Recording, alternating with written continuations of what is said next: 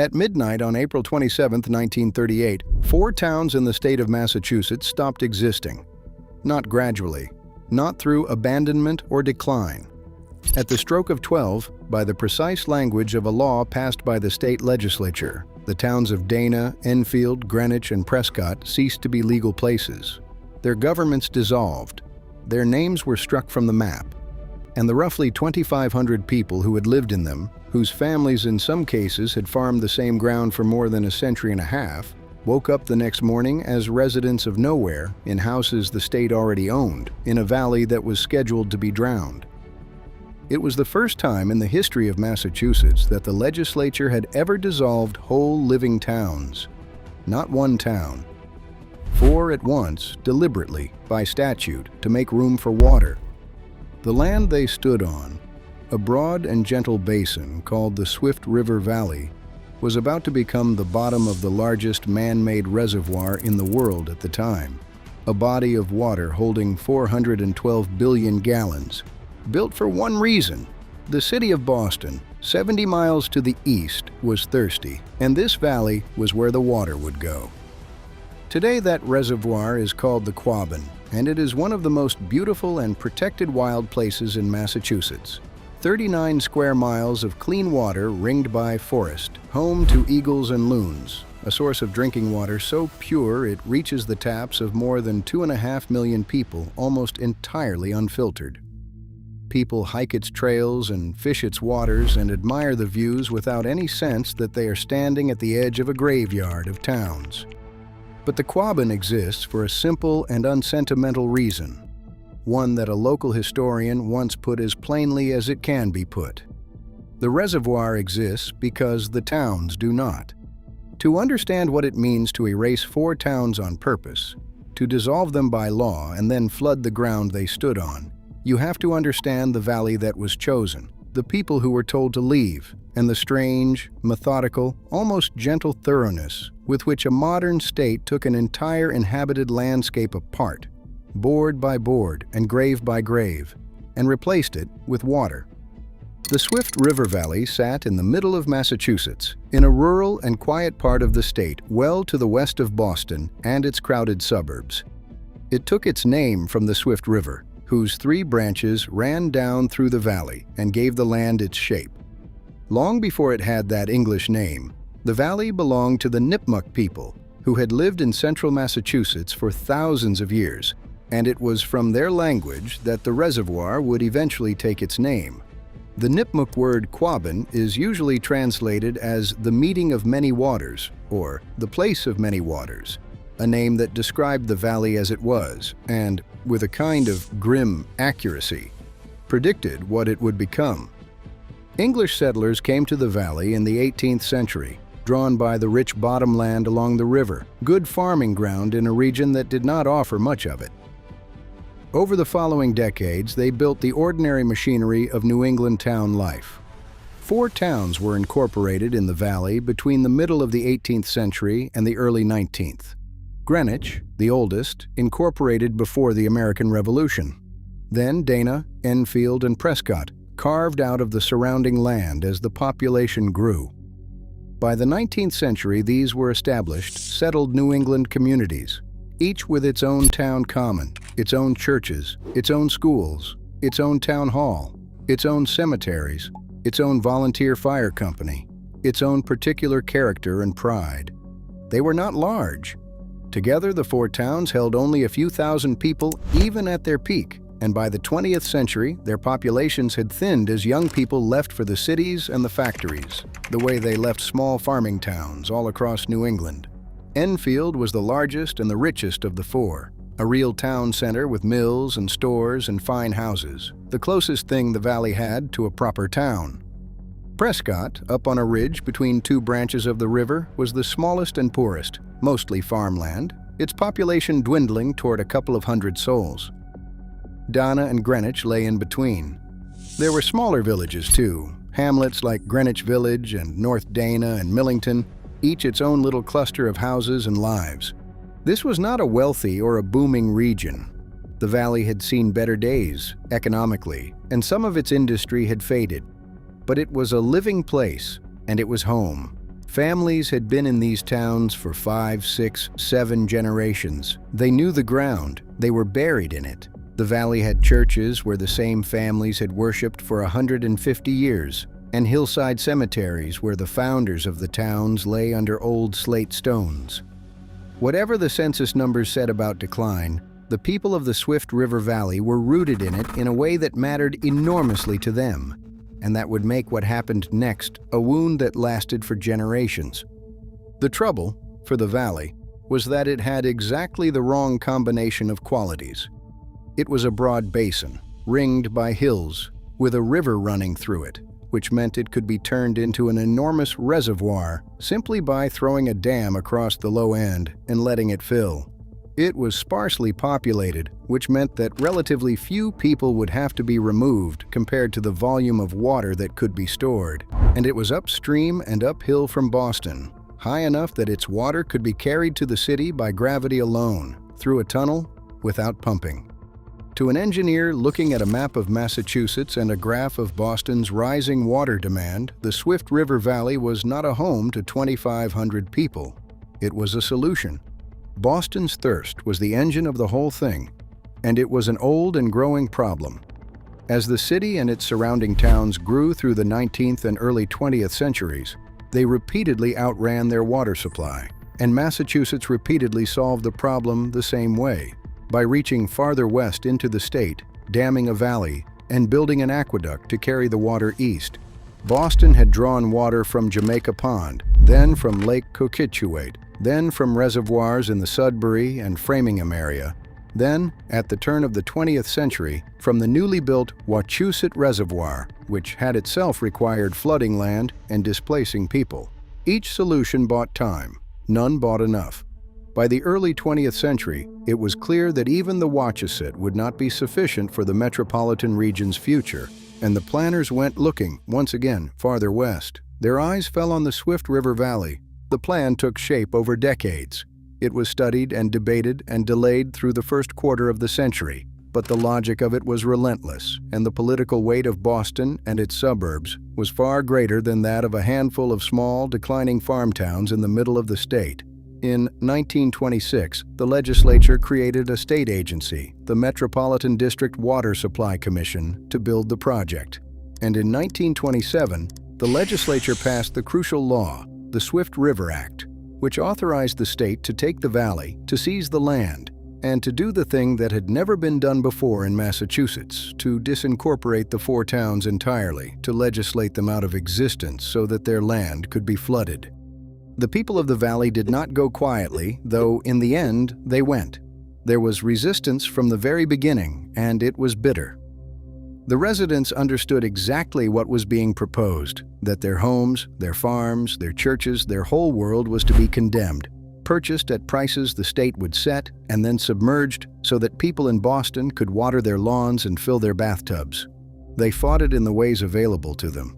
They organized, they protested, they petitioned, they argued their case in the newspapers and to the legislature. They pointed out the injustice of destroying 4 established communities for the benefit of a distant city that had never bothered to conserve its own water. But they were few, and they were poor, and they were up against the combined demand of the entire Boston metropolitan region and the settled determination of the state government. Their resistance delayed and complicated the project, but it did not stop it. It was never going to stop it. The decision, in any meaningful sense, had already been made in the halls of a legislature where the valley had almost no votes. What followed was one of the strangest and most methodical acts of destruction in American history, carried out not with the violence of a flood or a fire, but with the patient bureaucratic thoroughness of a state agency working through a checklist. The valley was not simply abandoned to rising water. It was systematically dismantled, cleared, and prepared over the better part of a decade, so that when the water finally came, it would fill a clean and empty basin. Everything in the valley had to go, and the commission set about removing all of it. The people went first, or rather they went throughout, over a period of years, as the state bought up their properties and told them when they had to be out. Some sold early and left. Others held on as long as they possibly could. staying in their homes while the town emptied around them, while neighbors departed and the stores closed and the machinery of removal ground closer. The state's agents came through and appraised the properties and made their offers, and the residents, who had little leverage, mostly took what was offered because there was no alternative. Many of them felt with good reason that they were being underpaid, that the prices set by the state did not reflect the true value of a family farm that had been worked for a century, and certainly did not reflect the value of a home. But a home's true value to the person who lives in it is not a number the state can pay, and that gap between what was paid and what was lost is where the enduring bitterness of the Quabbin lives. The buildings went too. Thousands of structures, houses, barns, churches, stores, schools, mills, the whole built fabric of 4 towns had to be removed from the future reservoir. Some were physically lifted and moved out of the valley, jacked up and hauled away on trucks to new foundations in other towns, so that to this day there are houses scattered across the surrounding region that once stood in Dana or Enfield or Greenwich. Some people, unable to move an entire house, salvaged what they could, the staircases, the trim, the flooring, the hardware, and carried those pieces away to build them into new homes elsewhere, so that fragments of the drowned towns survive embedded in houses their owners built to remember them by. One woman from Enfield, unable to relocate her family's grand Victorian house, stripped out its floors and its woodwork and its grand staircase and had them installed in a new home so that she could keep some physical piece of the place. Most of the buildings, though, were simply demolished, torn down and hauled off, their materials auctioned or burned. And then there was the land itself, which had to be stripped bare. A public water supply cannot sit on top of a rotting forest, so the entire future reservoir bed, tens of thousands of acres, had to be cleared of every tree, every shrub, every stump, every scrap of vegetation that could decay and foul the water.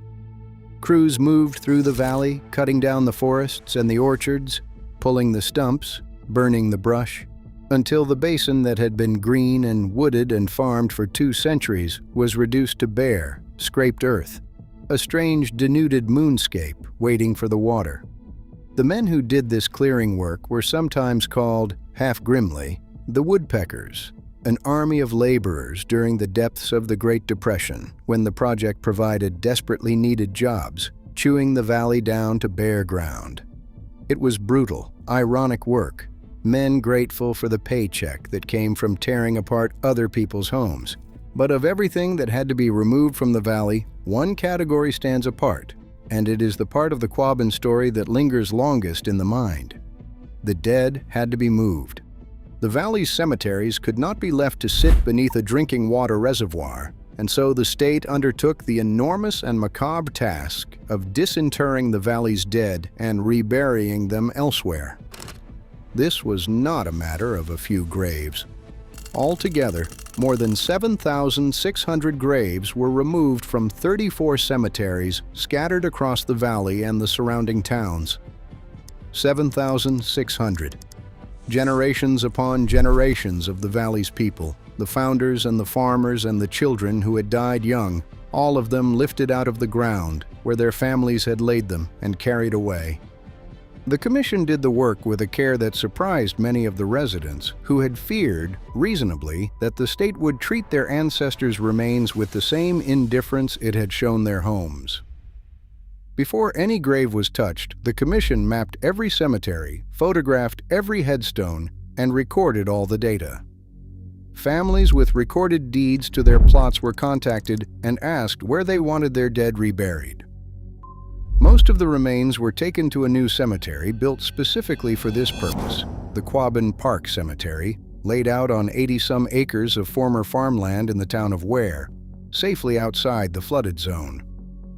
There, the remains were reinterred, and in many cases, the commission recreated the original layout of the family plots exactly, placing each grave in the same position relative to the others as it had occupied in the valley, so that families were kept together in death, as they had been in the old ground.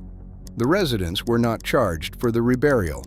There is a story from that time, recorded in letters written from the valley in 1938, that captures the strange intimacy of the whole grim process. One man, a former resident who had moved away to the Boston area, was so anxious to see for himself how the work was being done, so unwilling to trust the state with his ancestors' bones, that he came back to the valley and lived there for 10 days, watching until he had personally seen the remains of his ancestors removed from the old plot, carried to the new cemetery, reburied, the monuments reset, and the ground graded. When someone asked him afterward whether he was satisfied, he said he had had no idea such good care would be taken, and that he could find nothing to criticize. It is a small story, but it holds the whole tragedy in miniature. A man standing in a doomed valley for 10 days, watching strangers dig up his family, because it was the last thing he could do for them, and the last time he would ever stand on that ground. By the spring of 1938, the valley was nearly empty. The people were mostly gone. The buildings were mostly down. The dead were mostly moved. The forests were being cleared. And the law had set a date, the moment at which the 4 towns would formally cease to exist. Midnight at the end of April 27, 1938. The residents decided to mark it, and the way they marked it has become the single most remembered image of the entire Quabbin story. On the night of April 27, 1938, the town of Enfield held a farewell ball.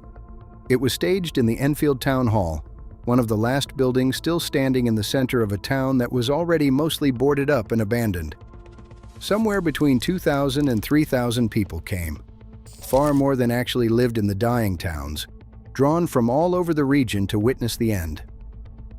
The evening was meant to open with a parade, but there were too few firemen left in the emptied town to form one, and so, instead, a single old horse-drawn fire engine, the horses draped in black, followed a band down Enfield's dark and boarded-up Main Street in a procession that looked less like a celebration than a funeral, which is what it was. The procession stopped in front of the dilapidated town hall, and the people went inside, and the orchestra began to play. They danced. An orchestra, McKennelly's orchestra, played, and the people of the valley danced in the town hall and spilled out onto the lawn, dancing under the spring night. People who had grown up together and gone to school together and buried their parents together, dancing in the town that had a few hours left to live. There was, by some accounts, free beer, sorrows drowned in advance of the drowning to come. And as midnight approached, the man who had organized the ball, a local doctor named Willard Segur, called for a moment of silence to mark the exact instant when all 4 towns would pass out of existence. And then, at the stroke of midnight, as the towns of Dana, Enfield, Greenwich, and Prescott legally ceased to be, the orchestra played Auld Lang Syne. It is the song sung to bid farewell to the old year at midnight, the song of endings, of things that are gone and will not come again, and it is also, and this is what the moment carried, a song sung at funerals. Should old acquaintance be forgot? The townspeople held one another on the dance floor and wept as the song played, and when it ended, Enfield was gone. In that instant, the town legally became part of Belchertown, one of the surviving communities on the valley's edge, its name erased from the roll of Massachusetts towns forever. The band played on until 2 in the morning, and then it packed up its instruments and left, and the people of the valley went out into the dark, no longer citizens of anywhere they had ever known. The dissolution of the towns at midnight did not by itself flood the valley. The reservoir did not fill overnight. After the towns ceased to exist, the last work of demolition and clearing continued, and the Enfield Town Hall itself, which had held the farewell ball, was among the last buildings standing, finally razed a couple of years later. The great dams that would hold back the water, the Windsor Dam and the Goodnaught Dyke, had been under construction, and as they were completed, the Swift River was blocked, and the water began, slowly, to rise. It took years for the reservoir to fill. From 1939, the water crept up over the bare, scraped valley floor, over the cellar holes where houses had stood, over the empty town commons, over the roadbeds and the cleared cemetery grounds, rising a little each year through the early 1940s. The Quabbin Reservoir was not declared full until 1946, 7 years after the flooding began, when the water finally reached its planned level, and the largest artificial reservoir in the world at that time lay complete over the drowned valley. The engineering worked, and it worked superbly. That is the uncomfortable truth at the center of the Quabbin, the thing that makes it more than a simple story of villainy. The reservoir did exactly what it was built to do, and it has done it beautifully for the better part of a century. The Quabbin holds 412 billion gallons of water, and it delivers that water, clean and cold, 70 miles east to Boston and dozens of surrounding communities, supplying more than 2.5 million people. Because the entire watershed is protected, the forests around the reservoir kept wild and undeveloped. The water is so pure that it reaches the taps of metropolitan Boston with only minimal treatment, no filtration plant required for most of its history, a rarity among major American water supplies. Boston's famously good tap water comes from the Quabbin. Every glass of it is drawn from the valley where 4 towns used to be. And the protected watershed became something no one had quite intended, one of the great wild places of southern New England. To keep the water pure, the state kept the land around the reservoir undeveloped and largely off-limits, and over the decades that enforced wilderness became a genuine sanctuary. The forests grew back over the hills that had been farmland. Bald eagles, which had vanished from the region, returned to nest around the Quabbin. Loons call across its water. Moose and bear and deer move through the woods. Hikers walk the old roads, which run down into the reservoir and simply disappear beneath the surface, the pavement continuing on underwater toward towns that are no longer there. By the measures of engineering and ecology, the Quabbin is a triumph, a clean and beautiful and superbly functional thing. But a triumph for whom and at whose expense is the question the Quabbin never stops asking. The people who benefit from it, the millions in the Boston area who drink its water, mostly have no idea what it cost or that it cost anything at all. The people who paid the cost were the 2,500 residents of the Swift River Valley who lost everything: their homes, their farms, their towns, their community, their place in the world, so that a distant city they had no part in could have water.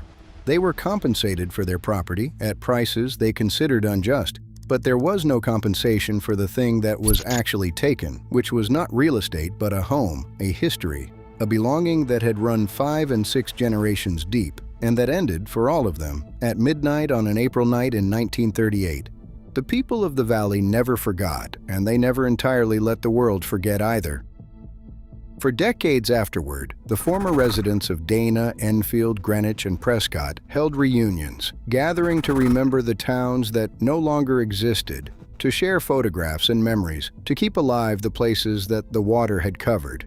They were sometimes called, with a mix of pride and sorrow, the people of the drowned towns. As the years passed, their numbers dwindled, the ones who had actually lived in the valley growing old and dying, until eventually there was almost no one left who could remember the towns from first-hand experience, only children and grandchildren carrying the stories. The memory of the valley passed from lived experience into history, into books and archives and the careful work of local historians who refused to let 4 towns vanish without a record. There are pieces of the valley that survived above the waterline, and they have become quiet places of pilgrimage. The most poignant is the common of the town of Dana, which sat on high enough ground that it was not flooded, and so it remains, a clearing in the woods reachable by a walk of a couple of miles, an empty town common ringed by cellar holes and the foundations of vanished buildings, with a small memorial marking what was once the center of a town. People walk out to it, some of them descendants of the valley's families, and stand in the quiet where a town used to be, among the stone foundations slowly being reclaimed by forest. The Quabbin Park Cemetery, where the 7,600 dead were reburied, is still there too, carefully tended, its stones set in the recreated layouts of the old valley plots, the one place where the community of the Swift River Valley remains whole and together, the living having scattered but the dead having been kept in their families' arrangements. There is a particular cruelty and a particular clarity in the way the Quabbin towns died that sets this story apart from the other drowned places of America. Most towns that end up underwater are flooded, and the flooding is the erasure. The Quabbin towns were erased first, by law, at a precise and scheduled minute, and only then were they flooded. The state did not merely take their land, it abolished them as legal entities, struck them from the role of Massachusetts towns, dissolved their governments, and reassigned their territory to their neighbors, all by statute, all before the water rose. It was a death by paperwork as much as by water, an erasure so complete and so orderly that it required the legislature to invent, for the first time in the state's history, the machinery for legally killing a living town. And it did it 4 times in a single night. That orderliness is, in a way, the most haunting thing about the Quabbin. There was no disaster here, no failure, no villain who can be blamed for a mistake. Everything went according to plan. The towns were bought fairly by the standards of the law, cleared carefully, the dead moved with genuine tenderness, the ball held with dignity, the water raised on schedule. The whole thing executed with a competence and even a kindness that makes it harder, not easier, to condemn. And at the end of all that competence and kindness, 4 towns and everyone's home in them were gone, drowned under a lake, so that a city could drink. The Quabbin is what it looks like when a modern state decides, rationally and legally and even compassionately, that a place full of people is worth less than what can be put in its place, and then proceeds, step by careful step, to make that place cease to exist. Boston got its water. It still has it. Every day, more than 2 million people drink from the Swift River Valley without knowing they are doing so, without knowing that the clean, cold water in their glass is drawn from a basin where Dana and Enfield and Greenwich and Prescott used to stand, where farmers worked the bottomland for 200 years, where 7,600 people were buried and then dug up and carried away, where a doctor named Willard Segur called for silence at midnight and an orchestra played Auld Lang Syne, while a whole valley wept and danced and disappeared. The reservoir exists because the towns do not. That was the trade, made by people far from the valley, paid for entirely by the people who lived in it, and it is, by every engineering and ecological measure, a success. Whether it was right is a question the still water does not answer, and the people who could have answered it are gone, along with the towns, under 412 billion gallons of Boston's water. If this kind of story stays with you, the American communities deliberately erased so that cities could grow. Please subscribe and tell us which valley to walk down into next before the water comes.